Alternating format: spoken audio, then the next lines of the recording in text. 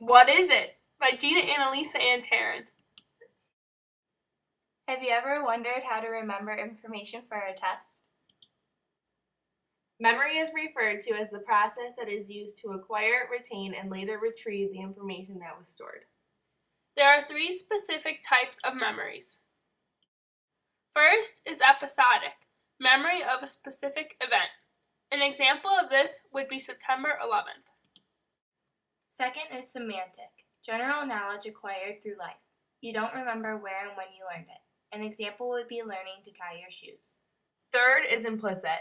These are skills and procedures that were never clearly taught but are implied. An example is learning to eat with forks and spoons.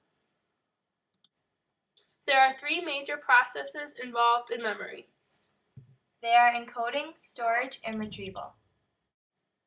In order to form new memories, information must be changed into a usable form. Once it is successfully encoded, it must be stored for later use. The retrieval process lets us bring our stored memories into our conscious awareness. There are three different stages of memory. First is sensory memory, information from the environment that is stored for a very brief period of time. Visual information is stored for no longer than half a second. Auditory information no longer than 3 to 4 seconds. For example, every time you see a tulip, you think of planting flowers with your grandma. Second is short-term memory. This is the information that we are currently conscious of or thinking about. Paying attention in sensory memory generates information in short-term memory. Dory, for example, has short-term memory. Third is long-term memory. This information is largely outside of our awareness, but can be called into working memory to be used when needed. Some of this information is fairly easy to recall, while other memories are much more difficult to access. An example of this is being asked to recall your first grade teacher. There are three processes of remembering information. First is rehearsal. Rehearsal is repeating the information over and over again. This consists of remembering the information either acoustically, visually, or semantically. Second is maintenance. Maintenance, like acoustic, is repeating the information over and over again. It is a poor way to put information in permanent storage because it does not try to connect information to past learning. Third is retrieval. Retrieval consists of locating stored information and returning it to conscious thoughts. Retrieving information can be used visually and semantically, along with context and state dependence. Visual is when it is easy to remember but is limited in depth. Semantic is when it is more likely to be remembered. Context dependent is when a person first had the experience being remembered. And state dependent is when you remember better in the same state of mind. There are additional ways to retrieve past memories. Other ways to retrieve memories are to recall, which is when you regenerate the memory without being provided any part of the memory. Recollection is logical organization of any partial memories and clues.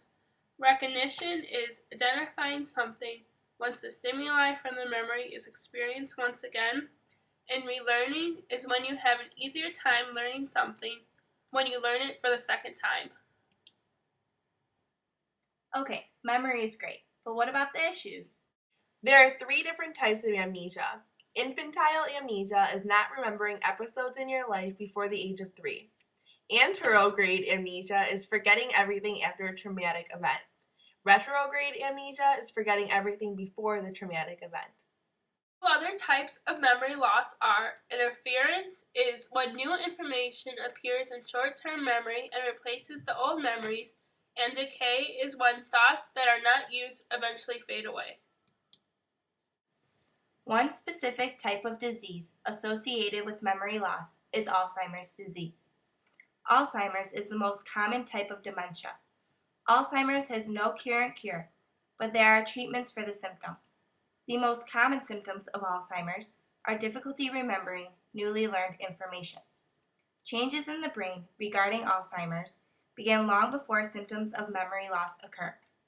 African Americans and Hispanics are at a greater risk because they have higher blood pressure and are at more risk for diabetes.